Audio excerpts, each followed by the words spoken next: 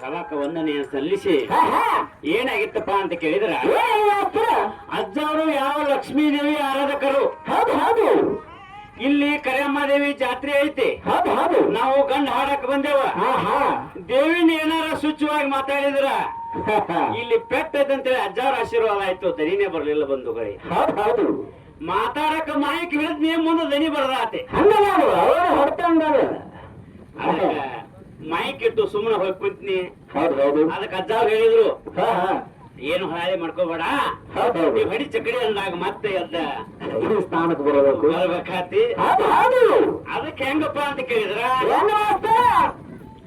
ಹೆಣ್ಣು ಎದುರಾಗ ಶ್ರೇಷ್ಠ ಐತಿ ಅನ್ನುವಂಥದನ್ನೆಲ್ಲ ಸವಿಸ್ತಾರವಾಗಿ ಸಿದ್ಧಾರ್ಥ ಗುರುಗಳು ಹೇಳಿಬಿಟ್ರು. ಅದಕ್ಕೆ ತಮ್ಮ ಇಲ್ಲಿ ಹೆಂಗಂತ ಕೇಳಿದ್ರ ಹುಟ್ಟಿದಾಗಿನಿಂದ ಹೇಳಿದ ಗಂಡನ ಮನೆಗೆ ಹೋಗಿ ಪುನಃ ಸ್ಮಶಾನಕ್ಕೆ ಹೋಗೋ ತನಕ ಗಂಡನೇ ಹೆಣ್ಣನ್ನ ರಕ್ಷಣೆ ಮಾಡ್ತಾನ. ಹೆಂಗಪ್ಪ ಅಂತ ಕೇಳಿದ್ರ ಹುಟ್ಟಿದಾಗ ತಂದೆ ಆಜ್ಞೆದೊಳಗ ಮಗಳಿರ್ತಾವ, ಅಲ್ಲಿ ತಂದೆ ರಕ್ಷಣೆ ಮಾಡ್ತಾನ. ಹೌದಿಲ್ಲ? ಗಂಡನ ಮನೆಗೆ ಹೋದಿಂದ ಗಂಡ ರಕ್ಷಣೆ ಮಾಡ್ತಾನ. ಪುನಃ ಮತ್ತು ಇಲ್ಲಿ ಗಂಡ ಮತ್ತು ತಂದೆ ಇಲ್ಲದ ಕಾಲಕ್ಕೆ ಮಗ ರಕ್ಷಣೆ ಮಾಡ್ತಾನ. ಹೌದು ಮತ್ತೆ ನಿಮ್ಮವ್ರು ಯಾರು ರಕ್ಷಣೆ ಮಾಡ್ಯಾರಪ್ಪ ಹಿಂಗ ಚಂದ ಹೇಳಿದ್ರು ಅವರು. ಹೌದಿಲ್ಲ? ಅದಕ್ಕ ಪರಮಾನಂದ ಪರಮ ಪುರುಷನಿಂದ ಪ್ರಧಾನ ಪ್ರಕೃತಿ ಹುಟ್ಟ್ಯಾರ ಅಂದಾಗ ಇವರು ಮತ್ತು ಏನ್ ಹೇಳ್ತಾರ ಗೊತ್ತೇನ? ಏನ್ ಹೇಳ್ತಾರು? ಪ್ರಕೃತಿಗೆ ಯಾರ್ದು ಸಂಬಂಧ ಇಲ್ಲ.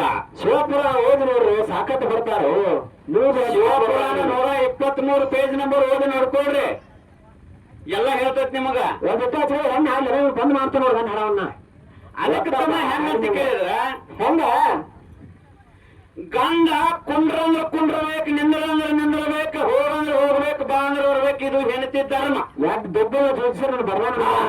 ಅದಕ್ಕೆ ಹಿಂದೆ ಏನ್ ಹೇಳಿದ್ರಪ್ಪ ಅಂತ ಕೇಳಿದ್ರ ನೀ ನೆಟ್ಟಿದ ನೆಲ ಪುಣ್ಯ ಕ್ಷೇತ್ರವಾಯಿತಯ್ಯ, ನೀ ಮುಟ್ಟಿದ ಜಲವು ತೀರ್ಥವಾಯಿತಯ್ಯ, ನೀ ಮುಟ್ಟಿದ ಭೂಮಿ ಪುಣ್ಯ ಪಾವನವಾಯಿತಯ್ಯ. ನೋಡ್ರಿ ಬಂಧುಗಳು ಎಂತ ಮಾತನ್ನು ಹೇಳಿದ್ರು. ಯಾವ ನಮ್ಮ ಅಪ್ಪ ಮುಟ್ಟಿದಂತಂದ್ರ ತೀರ್ಥ ಆಗ್ತದ, ಕ್ಷೇತ್ರಗಳು ಪುಣ್ಯ ಕ್ಷೇತ್ರ ಆಗ್ತವ, ಈ ಭೂಮಿ ಪಾವನ ಆಗೈತೆ. ಮತ್ತ ನಿಮ್ ಹೆಂಗಸರು ಮುಟ್ಟಾರ, ಈ ಭೂಮಿ ಏನಾಗೈತಪ್ಪ? ಪಾಪ ಆಗೈತಿ. ಹೌದಿಲ್ಲ? ಅದಕ್ಕೆ ತಮ್ಮ ಇಲ್ಲಿ ಏನ್ ಹೇಳ್ತದೆ ಅಂತ ಕೇಳಿದ್ರ ಪುರುಷನು ಜ್ಞಾನ ಕಾಂಡ. ಹೌದಿಲ್ಲ? ಪುರುಷನು ಜ್ಞಾನಕಾಂಡ, ಪ್ರಕೃತಿಯು ಕರ್ಮಕಾಂಡ. ಹೌದು. ಹೌದಿಲ್ಲ? ಹಾ, ಹಾ. ಈ ಜ್ಞಾನಕಾಂಡದೊಳಗೆ ಯಾವ ಹೋರಾಡ್ತಾನ ಅವನು ಕರ್ಮಕ್ಕೂ ಗುರಿ ಆಗಂಗಿಲ್ಲ. ಜ್ಞಾನವಂತಾಗಿ ಯೋಗಿವಂತಾಗಿ ಮುಂದೆ ಶಿಖರವನ್ನು ಮುಟ್ತಾನ ಬಂಧುಗಳೇ. ಹೌದು ಹೌದು. ಇನ್ನು ಈ ಕರ್ಮದ ಎಣ್ಣೆ ಹೊತ್ತಾನ ಅವ ಕರ್ಮಕ್ಕೂ ಗುರಿ ಆಗ್ತಾನ.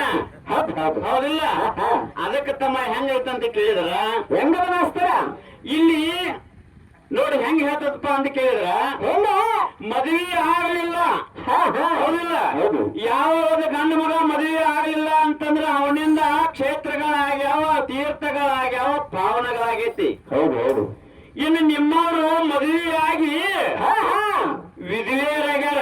ಹೌದು. ಅಂದ್ರೆ ಹೆಂಗ ಗಂಡಗಳ ತೀರ್ಕೊಂಡ್ರಂದ್ರ ವಿಧೇಯರಕ್ಕಾರ ಅವ್ರ. ಹೌದು ಹೌದು. ಅವ್ರಿಗೆ ಒಂದಷ್ಟು ರೂಲ್ಸ್ ಕೊಟ್ಟಾರ. ಹೆಂಗ ಹೆಂಗಪ್ಪ ಅಂತ ಕೇಳಿದ್ರ ಹೆಂಗ ಗೊತ್ತ ರೂಲ್ಸ್? ತಲೆ ಹಿಕ್ಕಬಾರ್ದ, ಹಾ, ಜಾತ್ರೆ ಮತ್ತು ನಿಬ್ಬಣಗಳನ್ನು ಮಾಡಬಾರ್ದ. ಮುಂದೆ ಹೋಗಲಾರ. ಹೌದಿಲ್ಲ? ಒಳ್ಳೆ ಪುರುಷ ಇದ್ರ ಬರತಾನಂದ್ರ ಅವನ ಕಡೆ ತಿರುಗಿ ನೋಡಬಾರ್ದ. ಹೌದು. ಹೌದಿಲ್ಲ? ಯಾರಾದ್ರೂ ಆ ಕಡೆಯಿಂದ ಬರತಾರಂದ್ರ ಹಾದಿ ಬಿಡಬೇಕ. ಹೌದಿಲ್ಲ? ಹೌದು. ಅದಕ್ಕೆ ತಮ್ಮ ಹೆಂಗತ್ತಂತ ಕೇಳಿದ್ರ ಹೆಂಗ ಅಂತ ಸಭಾದೊಳಗೆ ಎಲ್ಲಾರು ಉಂಡ್ರಿಂದ ಉಣಬೇಕ. ನೋಡಿ ಹೆಂಗ. ಇದು ವಿಧಿವೇರ ಧರ್ಮತೆ. ಹೌದಿಲ್ಲ? ಹೌದು ಹೌದು ಹೌದು. ಮತ್ತೆ ಇದನ್ನ ಗಂಡಸೂರಿಗೆ ಯಾರಿಗಾರ ಇಟ್ರನ? ಗಂಡಸರಿಗೆ ಯಾರು ಇರ್ತಾವು? ಹೌದಿಲ್ಲ? ವಯಸ್ಸು ತಿರ್ಕೊಂಡು ಬರೋಣ. ಹಾ, ಗಂಡಸೂರಿಗೆ ಯಾರಿಗಾರ ಇದನ್ನ ಇಟ್ಟಾರಂದ್ರೆ ಇದ್ರಾಗ ನಮ್ಮ ಅಪ್ಪಗಿಂತ ಏನು ಇಟ್ಟಲ್ಲ, ಅವನು ಶ್ರೇಷ್ಠ ಅದಾನ. ಅವ್ನು ಮುಟ್ಟಿದ ಜಲ, ಭೂಮಿ, ಕ್ಷೇತ್ರಗಳಾಗ್ಯಾವ. ನಿನ್ನನ್ನು ರಕ್ಷಣೆ ಮಾಡ್ಯಾನ. ಹೌದು. ಹೌದಿಲ್ಲ? ನಿನಗೆ ಸ್ಥಾನ ಕೊಟ್ಟಾನ. ನಿನಗೆ ಸ್ಥಾನ ಕೊಟ್ಟಾನ. ಅದಕ್ಕೆ ಹೆಂಗಪ್ಪ ಅಂತ ಕೇಳಿದ್ರೆ ಪತಿಯೇ ದೇವರು. ನೀ ಯಾವ ದೇವರವನ್ನು ಪೂಜೆ ಮಾಡಬೇಡ, ಯಾವ ದೇವರಿಗೆ ನಮಸ್ಕಾರ ಮಾಡಬೇಡ, ಎಲ್ಲಿ ಒಪ್ಪತ್ತಿರಬೇಡ. ನಿನ್ನ ಮನ್ಯಾಗ ಗಂಡನ ದೇವರದಾನಂತೇಳಿ ಗಂಡಗ ಚಂದಾಗಿ ಮಾತಾಡಿ ಸಂಸ್ಕಾರವನ್ನು ಕೊಟ್ಟಿದ್ದಾದ್ರ ನಿನಗ ಮುಕ್ತಿ ಐತಿ.